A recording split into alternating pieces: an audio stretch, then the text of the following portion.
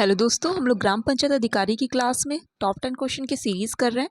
पिछले वीडियो में हम लोगों ने 20 क्वेश्चन उसके कवर किए थे। ठीक है, तो पार्ट 23 पार्ट्स इसके हो चुके हैं।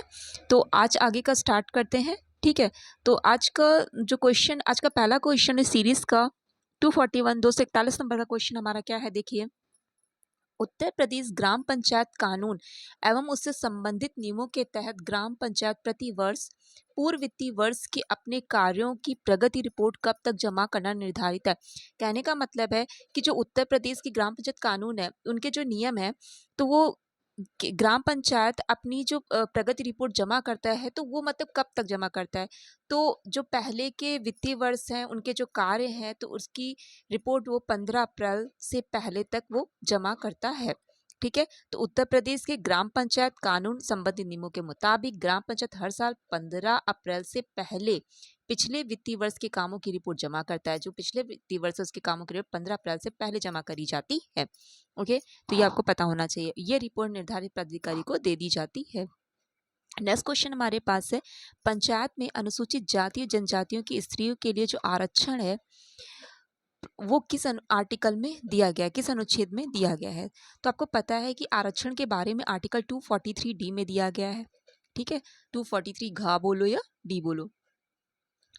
तो उसका जो उपखंड 2 है, 243 का उपखंड जो सेकंड है, तो उसमें क्या है, जो अनुसूचित जाति जनजाति की स्त्रियां हैं, उनके लिए आरक्षण है। ठीक है, आर्टिकल 243D में सभी के आरक्षण का पूरा है, लेकिन उपखंड के अकॉर्डिंग अगर क्वेश्चन आ जाता है, तो आपको 243D का उपखंड जो सेकंड है, उसमें बताना है कि पंचायत अनुसूचित जाति व जनजाति की स्त्रियों के लिए आरक्षण का प्रावधान है।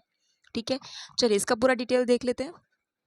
आर्टिकल 243D में सीटों का जो आरक्षण है, तो उसमें जो उसका उपखंड पहला है, ठीक है, पहला वाला, तो उसमें सीटें जो हैं वो आरक्षित होंगी किसके, अनुसूचित जाति अनुसूचित जनजाति। देखिए, इसमें स्त्रियां वाला नहीं है, इसमें मतलब जो भी SC ST वाले हैं, तो उनकी पूरी बात कर रहा है। ठीक है, और स्त्रियों वाला अगर आ जाएगा SC ST वालों का, तो वो आर्टिकल जो 243 का डी का जो उपखंड 2 है, उसमें होगा। पहले में अनुसूचित जाति और जो अनुसूचित जनजातियां हैं, उनमें प्रत्येक पंचायत में आरक्षित स्थानों की संख्या का अनुपात उस पंचायत में प्रत्यक्ष निर्वाचन द्वारा जो भरे जाने वाले स्थानों की कुल संख्या से यथासाध्य वही होगा।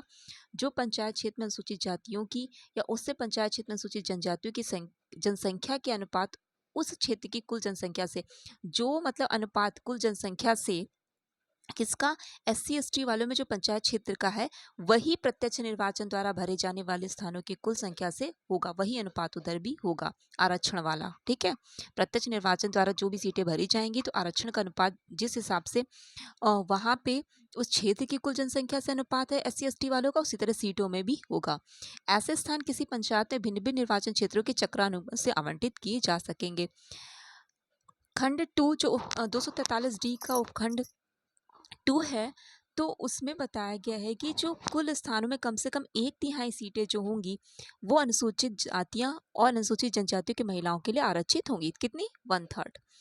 फिर उसे 243 का जो डी का जो खंड 3 है, उसमें प्रत्येक पंचायत में प्रत्यक्ष निर्वाचन द्वारा भरी जाने वाली कुल सीटों में कम से कम 1/3 सीटें, जिसमें देखिए वहाँ पे तो 1/3 सीटें उपखंड 2 वाले में जो था, वो तो SC ST वालों के लिए है ही है, लेकिन जो 3 वाले, उसमें सभी महिलाओं की बात कर रहा है, जिसमें SC ST भी शामिल हैं।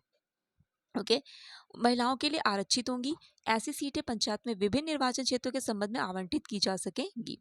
अगर 243D का 4 उपखंड 4 की बात करें, तो गांव या किसी अन्य स्तर पे पंचायतों में अध्यक्ष के पद, इसमें अध्यक्ष की बात कर रहा है, उसमें SC ST और जो महिलाएं हैं, उनके लिए जो भी आरक्षण है उसके बारे में, तो वो क्या है, राज्य विधानमंडल कानून द्वारा उबंधित करता है। और आगे बोल रहा है कि किसी भी राज्य में प्रत्येक स्तर पंचायतों में अनुसूचित जाति अनुसूचित जनजातियों के लिए आरक्षित अध्यक्षों के पदों की संख्या वही है जैसे कि पहले आपने पढ़ा, उसी तरह अध्यक्षों के लिए भी होगा। प्रत्येक स्तर पर पंचायत में ऐसे पदों की कुल संख्या के अनुपात में यथासाध्य वही होगा जो राज्य में अनुसूचित जातियों की या राज्य में अनुसूचित जनजातियों की जनसंख्या का अनुपात राज्य की कुल जनसंख्या के अनुपात में है। प्रत्येक स्तर पर पंचायत में अध्यक्षों की कुल पद में से कम 1/3 पद महिलाओं के लिए आरक्षित रहेंगे। इस खंड के अधीन आरक्षित पदों की संख्या प्रत्येक स्तर पर विभिन्न पंचायतों के चक्रानुक्रम से आवंटित की जाएगी। ओके,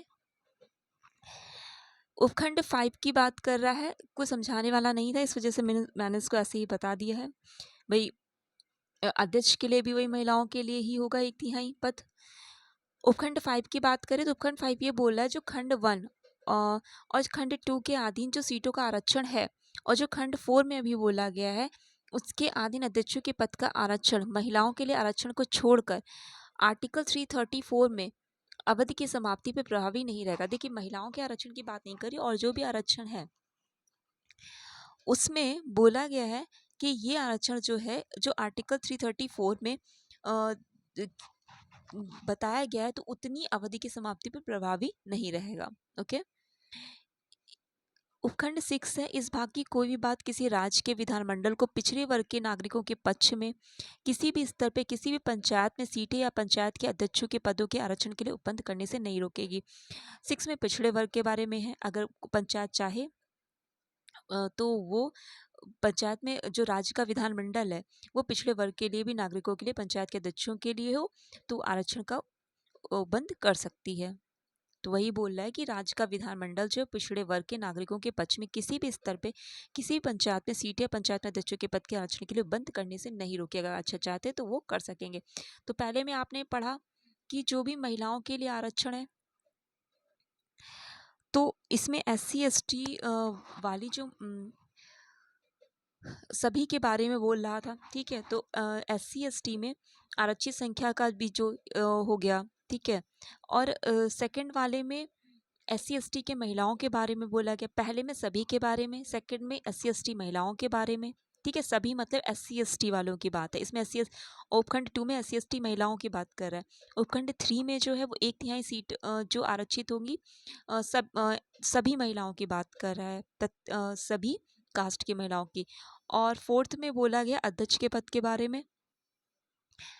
फिफ्थ में जो है वो ये बोला गया जो उपखंड फर्स्ट और सेकंड और फोर्थ में जो भी अध्यक्षों के जो भी आरक्षण के बारे में बोला गया, तो आर्टिकल 334 में अवधि की समाप्ति के अनुसार जो भी बताया गया उसी अवधि की समाप्ति प्रभावी नहीं रहेगा। ठीक है, और 6 में बोला गया कि राज्य विधानमंडल जो है वो पिछड़े वर्ग के नागरिकों के पक्ष में अगर वहाँ पे कोई भी आरक्षण की बात होती है तो उससे नहीं रोकेगा।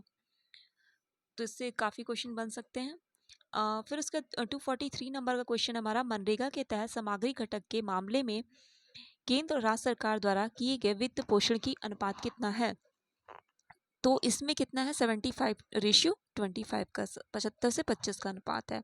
आपको पता है कि मनरेगा दुनिया का सबसे बड़ा गारंटी कार्यक्रम है।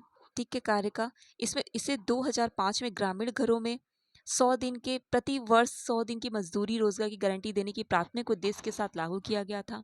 ठीक है, तो कितने दिन के? 100 दिन के लिए। कम से कम 1/3 लाभार्थी की महिलाएं होनी चाहिए इसमें था। और वित्त पोषण में वही केंद्र और राज्य दोनों का साझा हो, तभी 75 और 25 का रेशियो है। केंद्र सरकार अकुशल श्रम की लागत का 100%, केंद्र सरकार जो है अकुशल श्रम की लागत का कितना? 100%। ये डेटा इंपॉर्टेंट है। अर्धकुशल और कुशल श्रम की लागत का 75% और सामग्री लागत का 75 और प्रशासनिक लागत का 6% वहन करती, तभी वो जो हमारा सामग्री लागत था उसमें 75 और 25 का रेशियो है। ठीक है, तो अकुशल श्रम की लागत अगर बोल दिया जाएगा तो 100%, अर्धकुशल और कुशल श्रम की लागत का 75%, सामग्री की लागत का 75% और प्रशासनिक लागत का 6% वहन करती है। 2024 और 25 के लिए मनरेगा योजना के तहत 86,000 करोड़ रुपए का बजट आवंटित किया गया है। कितना? 86,000 करोड़ रुपए का बजट आवंटित किया गया है। ये बजट पिछले वर्ष 2000 के जो पिछले वर्ग का था उसी तरीके अपरिवर्तित ही है। मनरेगा योजना के तहत मजदूरी दरों में औसतन 28 रुपए की बढ़ोतरी की गई। कितनी? 28 रुपए की। तो 261 रुपए पहले थी मजदूरी प्रतिदिन, अब 289 रुपए प्रतिदिन हो गई है। ओके, तो इम्पॉर्टेंट डेटा है 86,000 करोड़ रुपए का बजट जो है 2024-25 का। 244 नंबर का हमारा क्वेश्चन है, 5वें राज्य वित्त आयोग के अनुसार स्थानीय निकाय को वितरित किया जाने वाला निवल कर राजस्व से कितने प्रतिशत है? तो कितना है? 12.5% है। शहरी स्थानीय निकाय को लिए कितना? 7.5%। और जो पंचायती राज संस्थाओं के लिए कितना है? 5%। तो टोटल मिला के कितना है? 12.5%। नेक्स्ट क्वेश्चन हमारे पास है, ग्राम पंचायत द्वारा लगाए गए कर शुल्क अथवा उस शुल्क के विरुद्ध अपील किसके पास की जाती है? तो विहित जो प्राधिकारी हैं उन्हीं के पास की जाती है। ओके, नेक्स्ट क्वेश्चन है, आरोपित करों के कारण देय समस्त धनराशियां जो ग्राम पंचायत को देय हों को मालगुजारी की बकाया के रूप में वसूल करने के लिए ग्राम पंचायत को कर निर्धारण के कितने महीने के भीतर संकल्प पारित करना होता है? जो आरोपित कर हैं उनके कारण देय जो धनराशियां हैं उनको ग्राम पंचायत को दे या मालगुजारी की बकाया के रूप में जो वसूल करने वाली हैं, ग्राम पंचायत को कर निर्धारण के लिए कितने महीने के भीतर संकल्प पारित करना होता है? तो 3 महीने के भीतर ये संकल्प पारित करना होता है। 3 महीने के भीतर यदि ग्राम पंचायत संकल्प पारित नहीं कर पाती है तो विहित प्राधिकारी को जो करों का बकाया है, मालगुजारी का बकाया रूप में वसूल करने का अधिकार दिया गया। तो 3 महीने का ड्यूरेशन दिया जाता है। नेक्स्ट क्वेश्चन हमारे पास है, 15वें वित्त आयोग ने राज्यों की हिस्सेदारी कितने प्रतिशत बनाए रखने की सिफारिश की है? तो 15वें वित्त आयोग ने राज्यों की जो हिस्सेदारी है वो 41% बनाए रखने की सिफारिश करी है, 41%। 2021-26 की अवधि के लिए केंद्रीय करों में राज्य की हिस्सेदारी कितनी? 41% करने की सिफारिश की गई है। इंपॉर्टेंट डेटा है ये। 2020-21 के लिए भी यही थी। उसके बाद 2015-16 की अवधि के लिए 14वें वित्त आयोग द्वारा अनुशंसित 42% हिस्सेदारी से कम है। कहने का मतलब है पहले 42% थी, अभी यहाँ पे कितना है? 41% है। ठीक है, 14वें वित्त आयोग के लिए बोला गया तो जो 15-20 की थी वो कितना? 42% की हिस्सेदारी है। 15वें वित्त आयोग का आकलन है कि अगले 5 साल में सकल कर राजस्व 135.2 लाख करोड़ रुपए तक पहुंच जाएगा। उसमें से डिविजिबल पूल जो है उसमें कटौती के बाद, मतलब पहले ऐसे टोटल जो 135.2 लाख करोड़ और कटौती के बाद 103 लाख करोड़ रुपए रहने का अनुमान है। राज्यों में 41% हिस्सेदारी के तहत 2021-26 अवधि में 42.2 लाख करोड़ रुपए मिलेंगे। 41% की हिस्सेदारी और कितना करोड़ रुपए? 42.2 लाख करोड़ रुपए मिलेंगे। डेटा याद करना है। इसी तरह राज्यों को 41% हिस्सेदारी के तहत 42.2 लाख करोड़ रुपए और 10.33 लाख करोड़ रुपए अनुदान राशि के रूप में मिलेगा। 2021-26 की अवधि के दौरान कुल जो हिस्सेदारी होगी वो कितनी होगी? 50.9% रहने का अनुमान है। ओके, टोटल अगर इसको आप देखोगे तो कितना? 50.9 रहने का अनुमान बताया जा रहा है। 15वें वित्त आयोग के दी जाने वाली जो राशि है वो केंद्र के अनुमानित राजस्व का लगभग 34% हस्तांतरित करता है। ओके, तो ये डेटा है, याद करना है। मतलब बोला गया है कि जो केंद्र के अनुमानित राजस्व का लगभग कितना? 34% हस्तांतरित करता है। और यहाँ पे कितना? 41%। 14वें वित्त आयोग में 42% हिस्सेदारी थी। 135 लाख करोड़ रुपए तक पहुंच जाएगा, लेकिन कटौती के बाद 103 लाख करोड़ रुपए की बात कर रहा है। 41% डेटा इंपॉर्टेंट है, याद रखिएगा। 15वें वित्त आयोग के अंतर्गत ग्रामीण निकाय को अंतरित की जाने वाली धनराशि का बंटवारा जिला पंचायत, क्षेत्र पंचायत, ग्राम पंचायत में कितने अनुपात में है?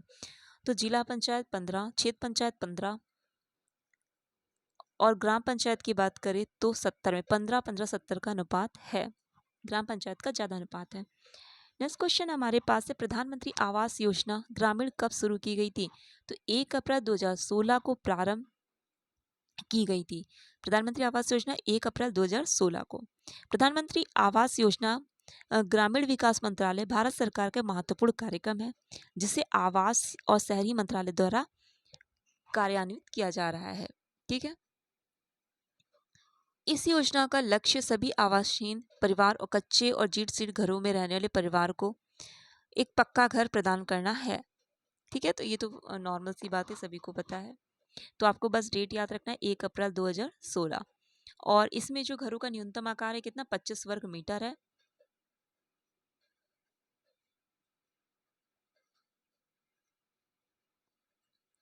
नेक्स्ट क्वेश्चन हमारे पास है, संविधान किस अनुच्छेद के तहत केंद्र द्वारा लगाया गया कर राजस्व राज्य द्वारा एकत्र और विनियोजित किया जाता है? संविधान के किस अनुच्छेद के तहत केंद्र द्वारा जो लगाया गया कर है वो राज्यों द्वारा एकत्र और विनियोजित किया जाता है? तो आर्टिकल 268 के अकॉर्डिंग, आर्टिकल 268 के अकॉर्डिंग संविधान जो केंद्र द्वारा लगाया गया कर है वो राज्यों के द्वारा एकत्र और विनियोजित किया जाता है।